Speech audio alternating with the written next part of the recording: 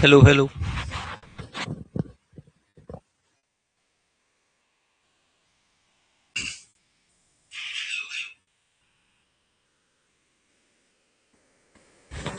चला या ऑनलाईन पटकन.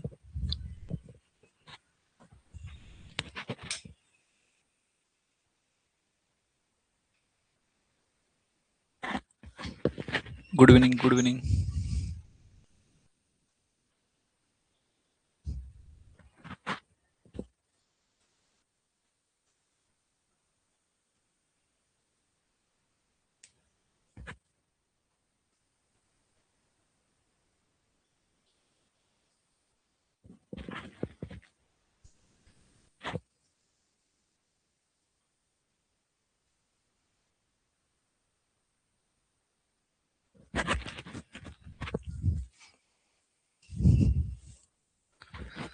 Hello hello. Good evening.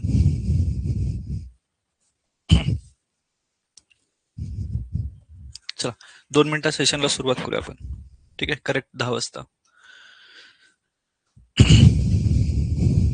Okay.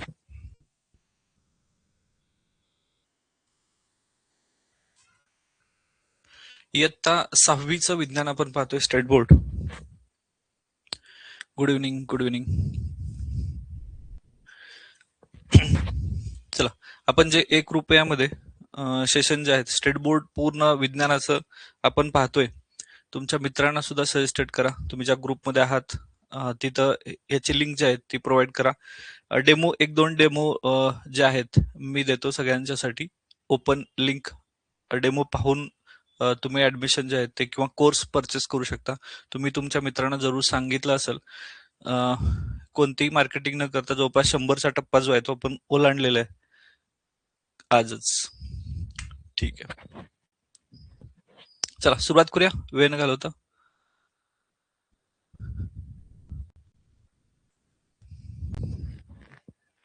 हा चला ठीक आहे. ओके, तर गुड इव्हनिंग सगळ्यांना. आपण पाहतोय स्टेट बोर्ड. ठीक आहे, आणि विज्ञानाच्या बद्दल आपण समजून घेतोय. आपण गेल्या सेशनमध्ये 5वीचं विज्ञान जे आहे ते 5वीचं विज्ञान नवीन आणि जुन्या अभ्यासक्रमामध्ये आपण शिकलेलो आहे. या वेळेस आपण 6वीचं विज्ञान कव्हर करतोय. हे आहे नवीन पुस्तक, हे आहे आणि जुनं पुस्तक. ठीक आहे, ज्याच्यामध्ये आपण 1 नंबर पासून 38 नंबरच्या स्लाइड पर्यंत आलोय. जवळपास 35 ते 38 पर्यंत इथंपर्यंत आलोय बघा. 36 रबर हे नैसर्गिक पदार्थ आहे हे झालेलं आहे. ओके, आणि आपण जवळपास इथं नेपाल लिमिटेड जे आहे तिथपर्यंत पोहोचलेलो आहे. म्हणजे ऑब्जेक्टिव्हचा विचार केला तर स्लाइड या दुसऱ्या तिसऱ्यामध्ये हा 37वा पॉईंट कव्हर केला होता आपण. कागद बनवण्यासाठी पाईन सारख्या सूचीपर्णी वृक्ष जे आहेत त्यांचा उपयोग होतो इथपर्यंत झालेला आहे. सुरुवात करूया सेशनला. चला, 30 मिनिटाचं सेशन असणार आहे, ज्याच्यामध्ये किती भाग जो आहे कव्हर होतो पाहूया. ओके, फार पळवायचं नाही आपल्याला. जे एक्झाम ओरिएंटेड आहेत हे सगळेच पॉईंट एक्झाम ओरिएंटेड आहेत, त्यापैकी आवश्यक जे आहेत त्याच्यावरती आपण फोकस करूया. 38वा पॉईंट समजून घेऊया. भारतामध्ये वर्तमानपत्रांसाठी कागद तयार करणारा पहिला कारखाना 1955 मध्ये नेपानगर मध्य प्रदेश मधला आहे. ठीक आहे, हा प्रश्न येऊ शकतो कारण भरपूर वेळा पीवायक्यू मध्ये तुम्हाला असं बघायला मिळेल की महाराष्ट्रातील पहिलं, भारतातील पहिलं, हे जे प्रश्न येतात आयोगाचे, तर याच्या संदर्भात असा एक प्रश्न पुढे येऊ शकतो. भारतामध्ये वर्तमानपत्रासाठी कागद तयार करणारा पहिला कारखाना कुठला आहे? तर 1955 मध्ये नेपानगर मध्य प्रदेश मधलं. इथे तुम्हाला चित्र दिलेलं आहे. हे नेपाल लिमिटेड हे मध्य प्रदेश मधलं आहे. आणि सगळ्यात महत्वाचं, हे केवळ भारतातलंच नाही तर आशियातलं, आशिया का सबसे बडा कागज कारखाना हा आहे नेपाल लिमिटेड, जो आहे मध्य प्रदेशमध्ये. या ठिकाणी स्थापन झाला. आणि गुजरातमधील सोनगड आणि महाराष्ट्रामधील चंद्रपूर जवळील बल्लारपूर येथे कागद कारखाना प्रसिद्ध आहे. ठीक आहे, म्हणजे कागद कारखाने कुठं कुठं आहेत. त्यापैकी वर्तमानपत्रांसाठी जो कागद लागतो तो कागद भारतात पहिला कुठं तयार झाला? नेपानगर, जो 1955 मध्ये. त्यानंतर पुढे 38 नंतर 39 आहे. तर रेशीम हा नैसर्गिक धागा रेशीम कीटकांच्या कोशापासून मिळवतात. एका कोशावर 500 मीटर ते 1300 मीटर पर्यंत लांबीचा धागा मिळतो. हा डायरेक्ट थेट प्रश्न विचारला जाऊ शकतो. कोशावरती म्हणजे इथं जे आहे रेशीम हा नैसर्गिक धागा, कीटकांचं ते कीटकांचं कोश असतात, त्या कोशामध्ये एका कोशावरती 500 ते 1300 मीटर, हे लक्षात ठेवा, 500 ते 1300 मीटर लांबीचा धागा मिळतो. ठीक आहे, पुढे जाऊया. 40वा पॉईंट आहे नायलॉन. हा धाग्याचा शोध न्यूयॉर्क आणि लंडन येथे एकाच काळात लागला, म्हणून याला नायलॉन ही अद्याक्षर एकत्रित करून त्याला नायलॉन असं नाव दिले. नायलॉन. लॉन म्हणजे लंडन, LON, लंडन शहर. ठीक आहे. आणि नाय जे आहे ते न्यूयॉर्क शहर. हे दोन शहर आहेत, न्यूयॉर्क आणि लंडन, याच्यापासून तयार झाला नायलॉन, जे आपण मोस्ट ऑफ यूज करतोय नायलॉन. इथं जर बघितलं तर पतंग उडवताना जो मांजा वापरतात तो नायलॉनचा मांजा आहे. आणि बऱ्याच वेळेला भारतामध्ये याच्यामधून भरपूर प्रमाणात ऍक्सिडेंट जे आहे ते घडत आहेत. खास करून पक्ष्यांच्यासाठी हा धोकादायक आहे, हा मांजा नायलॉनचा. तर हे नायलॉन लक्षात ठेवा. न्यूयॉर्क आणि लंडन मधून नायलॉन हे अद्याक्षर झालेले आहेत. त्यानंतर 41 मध्ये कापूस आणि कागदाचा लगदा सोडियम हायड्रॉक्साईड. आता सोडियम हायड्रॉक्साईड म्हणजे काय? NaOH, सोडियम हायड्रॉक्साईड मध्ये विरघळून रेयॉन नावाचा कृत्रिम रेशीम जे आहे ते मिळवतात. म्हणजे कापूस आणि कागद याचा लगदा वापरून सोडियम हायड्रॉक्साईड NaOH मध्ये विरघळून रेयॉन धागा आहे, हा कृत्रिम धागा आहे. म्हणजे नायलॉन, रेयॉन हे धागे जे आहेत हे धागे तयार केले जातात. हा बंदी घातली आहे ह्या नायलॉनला. ठीक आहे. ओके. पण मोस्ट ऑफ अजूनही मार्केटमध्ये हा अवेलेबल असतो.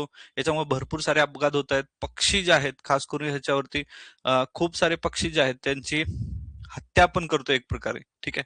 चला पुढं 42वा पॉइंट आहे.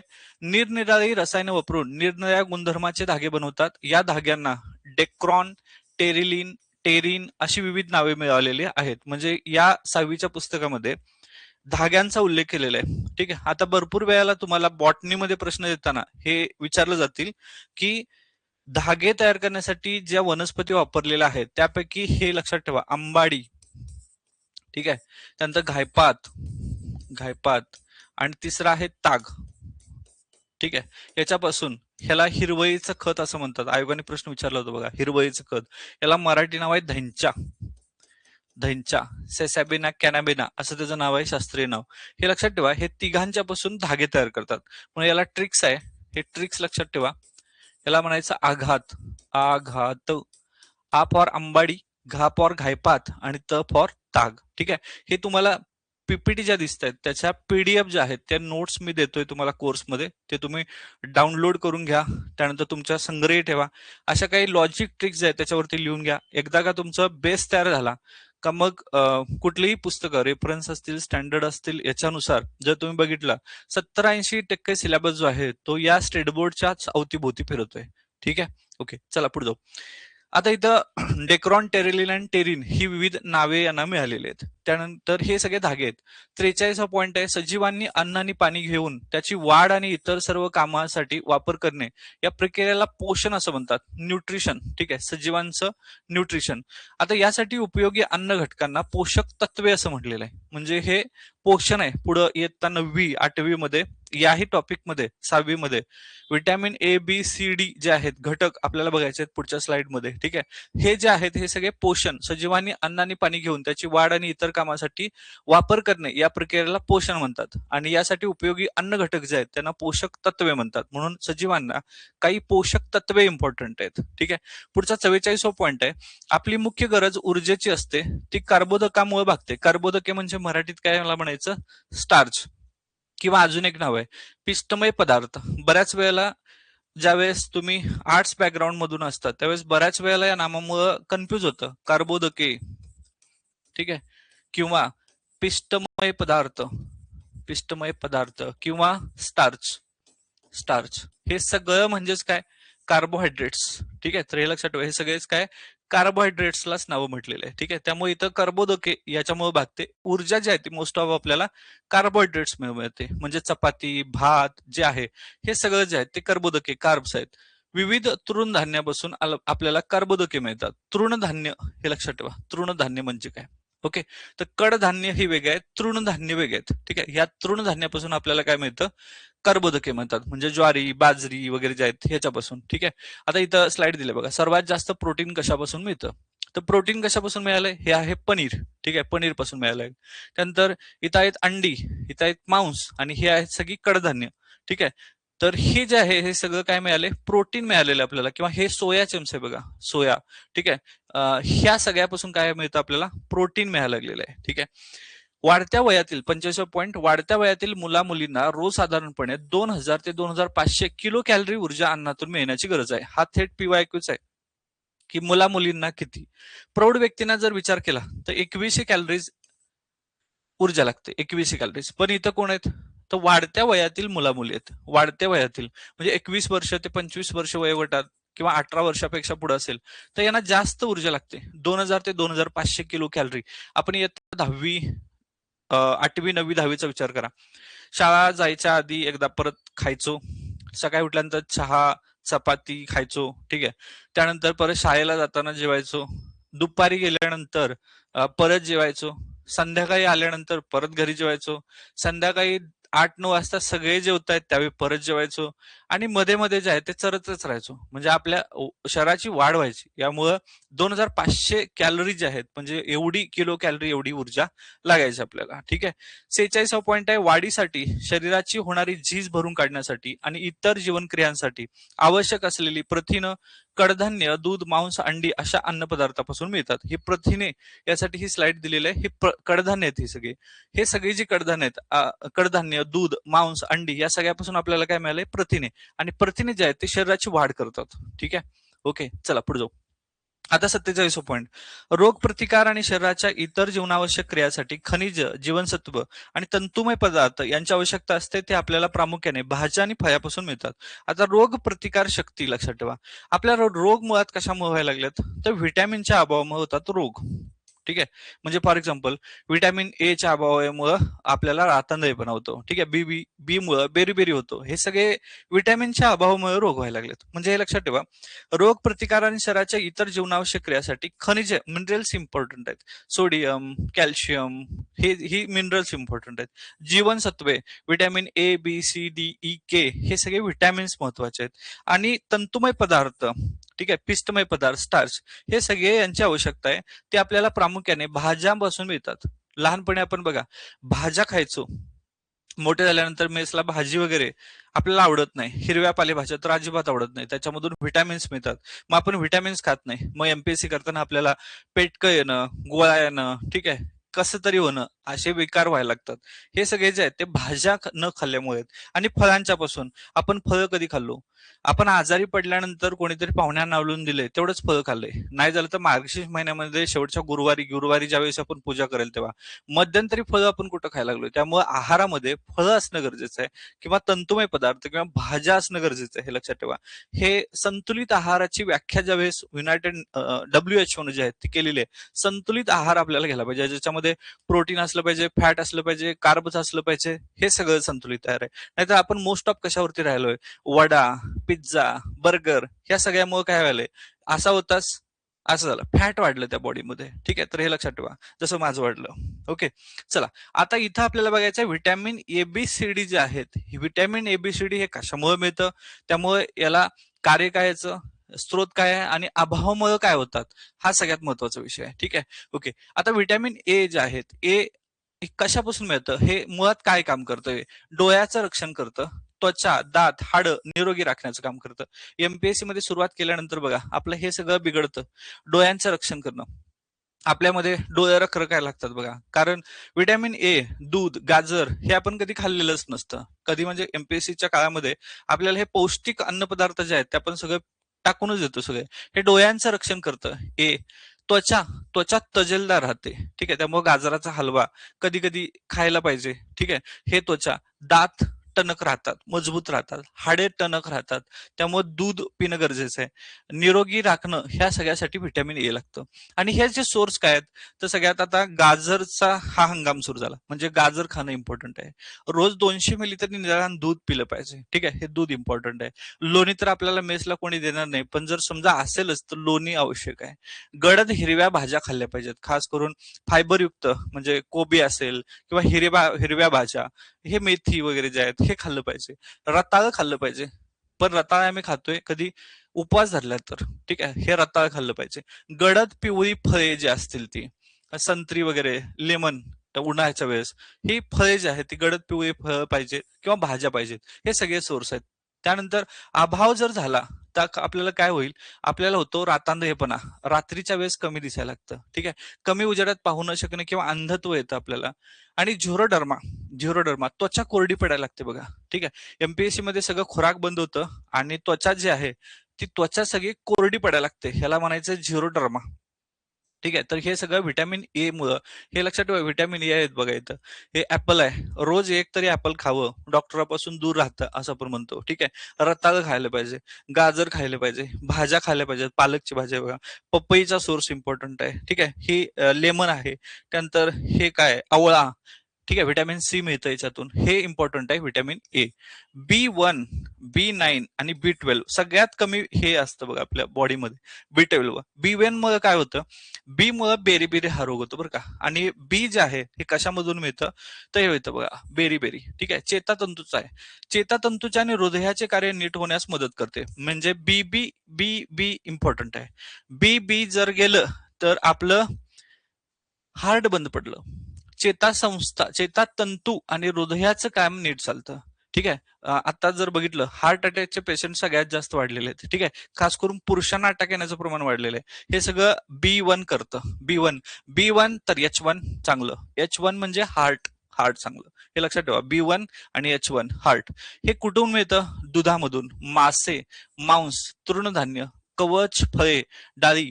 ही कवच फळे म्हटली कुठली, रामफळ. ठीक आहे. ही कवच असणारे डाळिंब, हे सगळे जे कवचधारी. बेरी हा रोग होतो, चेतातंतूचा आजार आहे, स्नायूचा अशक्तपणा. ठीक आहे. जरा जरी मोडलं तर, जरा जरी थोडंसं मुरगळलं तर वाकायला लागतं बघा, किंवा मोडतं, कार्यक्षमता वाढायला लागते. हे सगळे B1 मुळे. B1 उत्कृष्ट तर H1 हार्ट उत्कृष्ट. ठीक आहे. पुढे जाऊया B9, शरीराची वाढ होते. ठीक आहे. हे काम करतं शरीराची वाढ. गडद हिरव्या भाज्या आणि पपई, किवी, ही सगळी फळं आहेत, याच्यामधून B9 मिळतं. पण किवी आपण कधी खातो, कुठला रोग आल्यानंतर, कुठला रोग झाल्यानंतर किवी शोधत फिरतात लोक, सांगा बघू, कमेंट करा. तर किवी वाला तो फळ विक्रेता पण म्हणतो किवी घ्यायलायस, हा ठीक आहे, पेशंट कुठे ऍडमिट आहे. आपल्या भारताची परंपराच आहे, जोपर्यंत ते होत नाही तोपर्यंत किवी खायचं नाही. कुठला रोग आहे, WBC काउंट, हा राईट, ओके. डेंग्यू झाला, पांढऱ्या पेशी कमी झाल्या, हा, मग आपण काय फिरतो, हे किवी शोधत फिरतो. ठीक आहे. मग ड्रॅगन फ्रूट आठवतं, किवी आठवतं, पपई. ठीक आहे. तर हे लक्षात ठेवा. काय होतं याच्यामुळं, अभावामुळं वाढ नीट न होणे, वाढ खुंटते आपली, कशामुळं, B9. ठीक आहे. B9 जर उत्कृष्ट मिळालं नाही किंवा पाहिजे तेवढं मिळालं नाही तर वाढ खुंटते. अॅनिमिया रोग होतो महिलांना बघा, जरा जरी वरती पायऱ्या चढून गेल्या तर असं मेल्यासारखं ह्या ह्या धापायला लागतात. हे काय आहे, तर अॅनिमिया रोगाची लक्षणं आहेत सगळी. ठीक आहे. विसर पडणं, एमपीएससी मध्ये सगळ्यात जास्त महत्वाचा रोग होतो बघा, विसर पडणं. काय होतं, आधी पानावर वाचलेलं असतं, पुढच्या पानावर गेलं की आदल्या पानावर काय वाचलं होतं हेच लक्षात राहतं, न राहतं. किंवा पुस्तक कुठेतरी ठेवलं असतं आणि आपण गावभर शोधत असतो, पुस्तक हातातच असतं.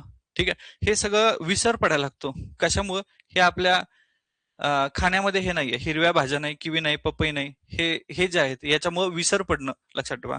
मग जरा जास्त खावा, म्हणजे पुढच्या वेळेस जास्त अटेम्प्ट होतील. काय खायचंय, पपई खा, आता मोसम आहे, किवी खावा, हिरव्या भाज्या खावा. मोस्ट ऑफ दूध, मांस, हिरव्या भाज्या, ह्या सगळ्यामध्ये हे सगळं दडलेलं आहे. हालचाली मंदावणे, त्याला आपण सुंभ होणे. ठीक आहे. हे हालचाली मंदावणे, हे सगळे विकार आहेत, हे कशामुळे होतात, B9 मुळे होतात. B9 इम्पॉर्टंट आहे. थोडक्यात अॅनिमिया, विसर पडणे, हालचाली मंदावणं, ढम्म होणं जे आहे ना, ते B9च आहे, हे लक्षात ठेवा. शरीराची वाढ आणि मानसिक वाढ सगळेच खुंटायला लागते. ठीक आहे. B12 सगळ्यात कमी मिळतं. लाल रक्तपेशी तयार करण्याचं काम करतं, सगळ्यात इम्पॉर्टंट B12. लाल आरबीसी तयार करतं. आणि दुग्धजन्य पदार्थामध्ये हे आहेत, मांसमध्ये हे आहे. काय होतं, अॅनिमिया, सिकल सेल अॅनिमिया सगळ्यात महत्वाचं आहे. ठीक आहे. तर हे लक्षात ठेवा.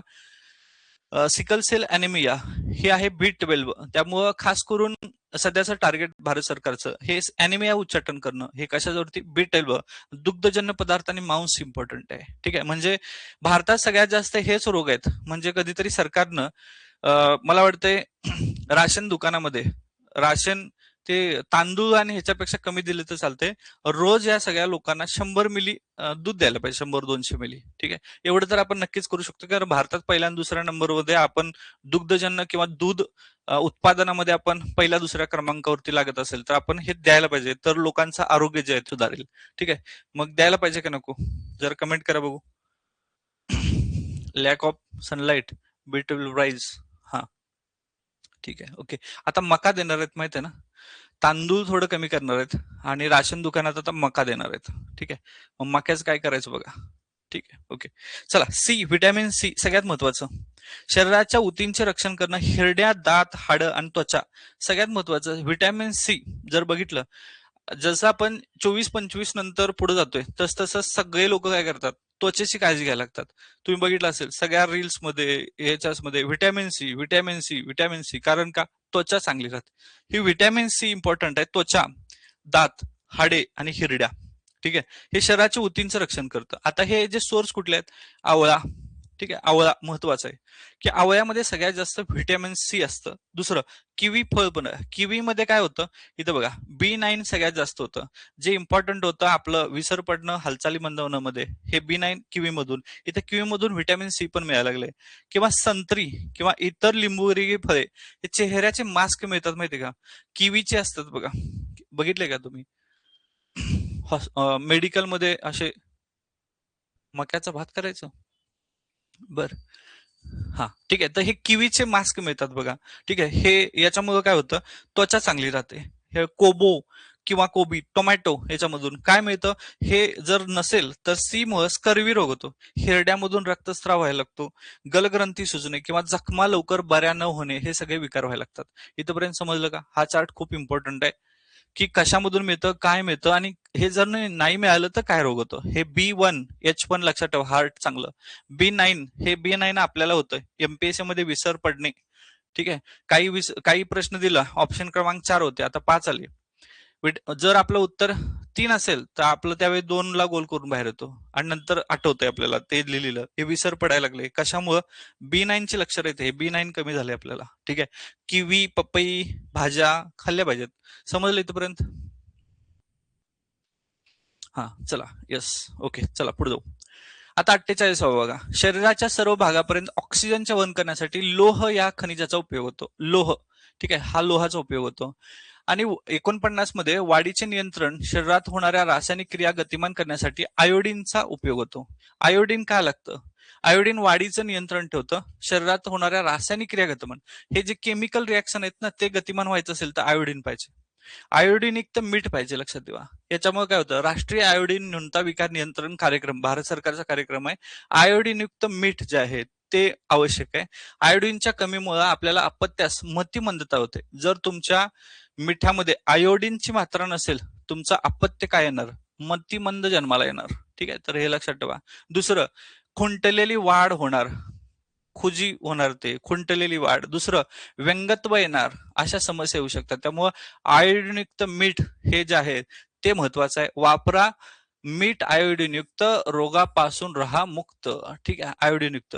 ते पूर्वीची एक ऍडव्हर्टाईज होती बघा, ती एक मुलगी घरी असते, जेवायला देताना साधं मीठ देते, मग एमपीएससी करते, ती काय पास होत नाही. मग तिची मम्मी आयोडीनयुक्त मीठ आणते, जेवणात टाकते, नंतर जाते डायरेक्ट कलेक्टर होते. उद्या खावा, परवा दिवशी PSI, ASO, STI क्लर्क सगळे. स्टार सॉल्ट, हा, ठीक आहे. आयोडीन युक्त मीठ, मग मम्मीने आयोडीन युक्त दिले का नाही बघा, ठीक आहे, ओके. चला पुढे जाऊ. आता हे रासायनिक क्रिया गतिमान करण्यासाठी आयोडीनचा उपयोग होतो, हे लक्षात ठेवा. रासायनिक क्रिया गतिमान व्हायला पाहिजेत, कारण आपल्या बॉडीमध्ये सगळं रासायनिक क्रियाच आहेत. श्वसन म्हणजे काय? ऊर्जा निर्मिती. कशामुळं? रासायनिक रिॲक्शन होते, आणि ती होण्यासाठी किंवा ह्या सगळ्या रासायनिक क्रिया होण्यासाठी काय महत्वाचं आहे? आयोडीन युक्त मीठ. नसेल तर मतिमंद होणार, गतिमंद होणार, वाढ खुंटणार, व्यंगत्व निर्माण होणार, ठीक आहे, ओके. आता 50वा पॉईंट, शरीरातील पाण्याचे संतुलन राखणे, चेतासंस्था, स्नायूंच्या क्रिया चालू ठेवणे, यासाठी सोडियम आणि पोटॅशियमचा उपयोग होतो. सोडियम आणि पोटॅशियम, Na सोडियम आणि पोटॅशियम के, ह्या दोन्ही मूलद्रव्यांचा उपयोग होतो. कशामुळे? शरीरातील पाण्याचं संतुलन राखणं, ठीक आहे. आणि चेतासंस्था आणि स्नायूंच्या क्रिया चालवणे, हे स्नायूंच्या क्रिया इम्पॉर्टंट आहेत बघा, ठीक आहे. तर हे, कारण हृदय हा एक स्नायूच आहे ना, म्हणजे हृदय स्नायू आहे, याचा अर्थ असे सगळे स्नायू याची क्रिया चालायची असेल तर काय पाहिजे आपल्या बॉडीमध्ये? Na आणि पोटॅशियम पाहिजे. मग Na सेपरेट खाऊ शकत नाही, स्फोट होईल जठरात. मग NaCl मधून Na मिळेल आपल्याला, ठीक आहे. सोडियम, पोटॅशियम हे जे काही सोर्स आहेत ते आपल्याला खायला लागतील. समजलंय? स्नायूंची हालचाल चांगली व्हायची असेल तर, ठीक आहे, ओके. चला पुढे जाऊ. आता 51 पॉईंट, बी आणि सी याची जीवनसत्वे पाण्यात विरघळतात. हे PY बघा, काय विरघळतं? BC पाण्यात विरघळतं, ठीक आहे. ज्यांना जलविद्राव्य जीवनसत्वे असं म्हणतात. कुठली जीवनसत्वे पाण्यात विरघळतात आणि विरघळत नाहीत? तर सगळ्यात महत्वाचं जीवनसत्व कुठले आहेत? A, B C D E K. ठीक आहे, A B C D E K ही विटॅमिन्स आहेत सगळे. यातले कोण पाण्यात विरघळले? बी सी विटॅमिन पाण्यात विरघळतात, हे लक्षात ठेवा. त्यानंतर ए डी ई के ही जल अविद्राव्य जीवनसत्व आहेत. ए डी ई के ही पाण्यात विरघळत नाहीत. पाण्यात कोण विरघळतं? तर बी आणि सी विटॅमिन्स हे पाण्यात विरघळतं, बाकी सगळे पाण्यात विरघळत नाहीत, अविद्राव्य आहेत. 53 पॉईंट, दुधाचं दही करणारे लाभदायक सूक्ष्मजीव दह्यात ताकात असतात. अशा लाभदायक सूक्ष्मजीवांना प्रोबायोटिक असं म्हणतात. हा IMP आहे. प्रोबायोटिक म्हणजे काय? तर हे लक्षात ठेवा, प्रोबायोटिक म्हणजे ऐकू येते? ऐकू येते का रे? हा ठीक आहे, ओके. हा, प्रोबायोटिक म्हणजे काय? तर दुधाचे दही करणारे लाभदायक सूक्ष्मजीव म्हणजे कोण असणार?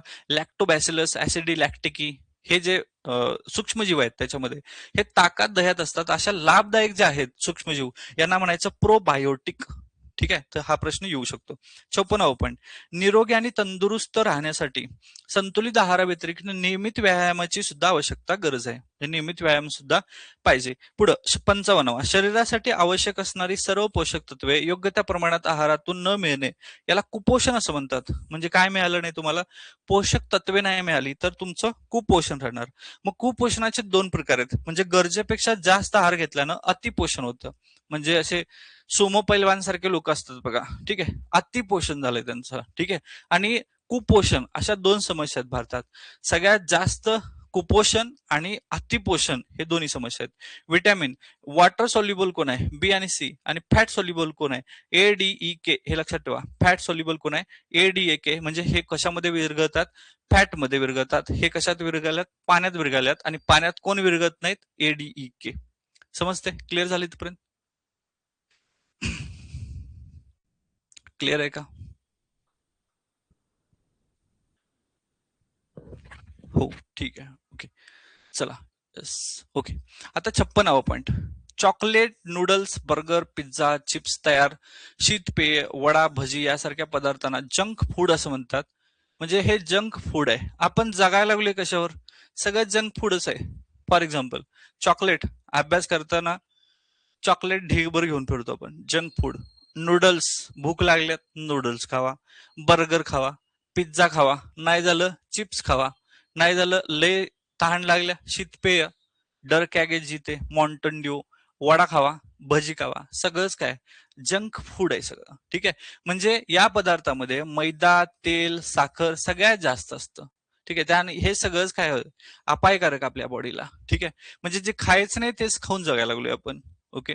क्ष किरण प्रतिमेचा शोध रॉन्टझेन यानं लावलाय. हे IMP आहे, हे PYQ विचारू शकतं. क्ष किरणाचा शोध कोणी लावलाय? रॉन्टझेन. हे ना, हे बघा, ही याची बायको आहे. ठीक आहे, इथं PPT दिलेली आहे तुम्हाला, त्याच्यामध्ये PDF देतो नोट्स, तिथं वरती बायको आहे. त्यानं काय केलं?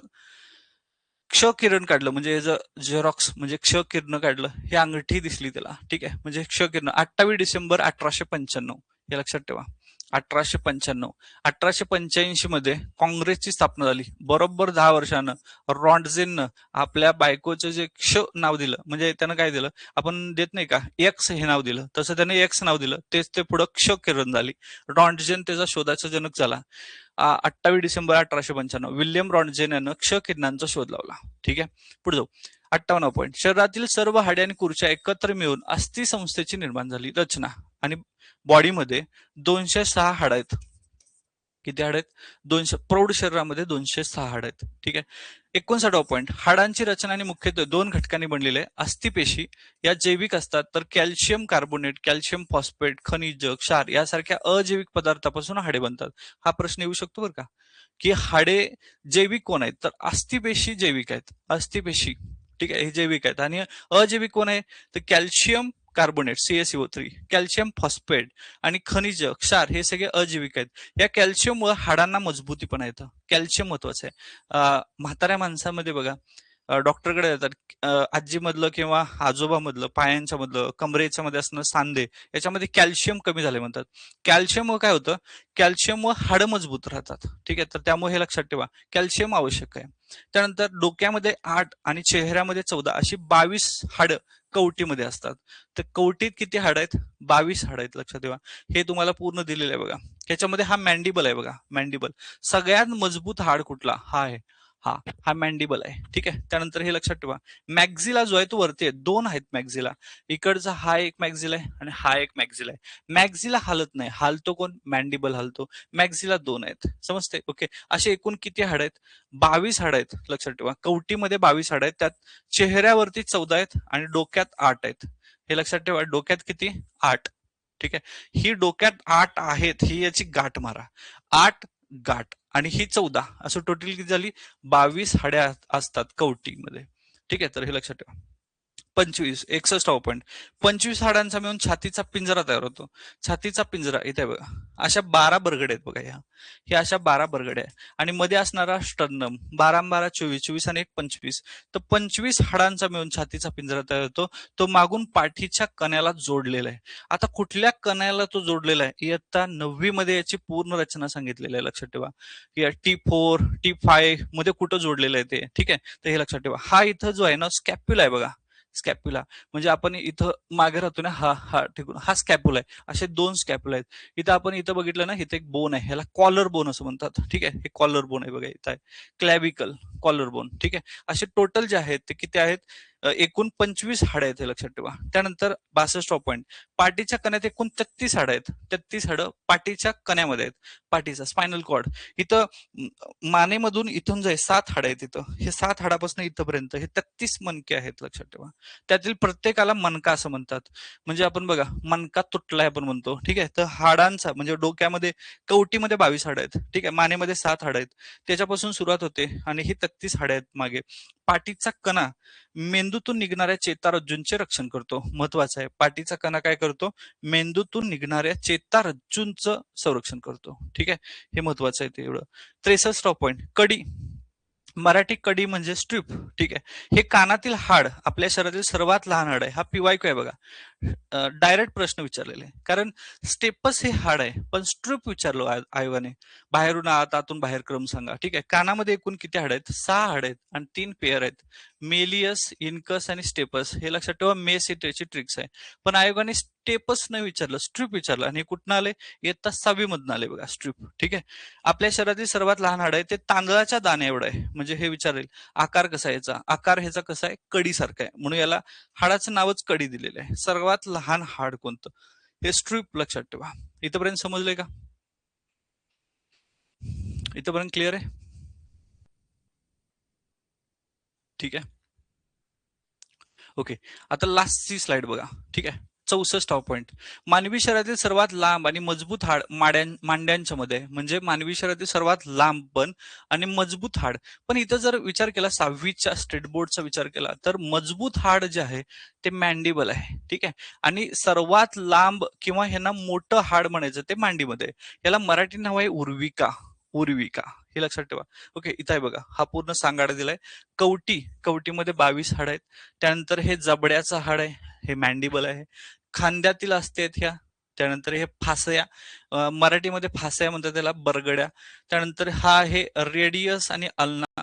ठीक आहे, तर हा लक्षात ठेवा, रेडियस आणि अल्ना हातामध्ये आहे. प्रभातील हाडे आहेत, पाठीतील असते आहेत, म्हणजे 33 आहेत. वक्षीय आणि कक्षीय असे भाग आहेत. हे मराठीमध्ये समजून घेणारा भयानक आहे. इंग्लिशमध्ये आपण समजून घेऊया, हे सगळं 9वी 10वी मध्ये. हे मांडीचा हार, ह्याला फिमर आपण असं म्हणतो, आणि पायामध्ये जो आहे तो टिबिया आणि गुल्फास्ती, मराठी नाव आहे, टिबिया फिब्युला म्हणतात त्याला. इंग्रजी नावच महत्वाचं, सोपं आहे लक्षात ठेवण्यासाठी. ठीक आहे, त्यानंतर 65 वयात ज्या ठिकाणी 2 किंवा 2 पेक्षा जास्त हाडे जोडलेले असतात त्या जोडणीला सांधे असं म्हणतात.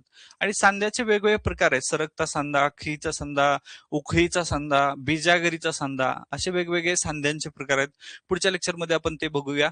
इथं बघा, हा आहे कान, कानामध्ये आहे गोगल गाईचं सारखं जे दिसतंय, याला म्हणायचं कॉकलिया. कॉकलिया, ठीक आहे, आणि हे 1 2 3 हाड आहेत सगळी, आणि हे सगळ्यात लहान हाड जे आहे ते स्टेपस आहे. ठीक आहे, तर हे लक्षात ठेवा. हे हाय असं प्रश्न विचारलाय बघा, मेलियस, इनकस आणि स्टेपस. याला हेमर, एनव्हिल आणि स्ट्रिप आहे असं थेट प्रश्न आलेला आहे. म्हणजे इयत्ता 6वीचं पुस्तक किती इम्पॉर्टंट आहे बघा. हे हे नवीन पुस्तक आहे ऍक्च्युली. ठीक आहे. तर याच्यामध्ये हॅमर, अँबिल आणि स्ट्रिप हे आयोगाचे नावं मेली.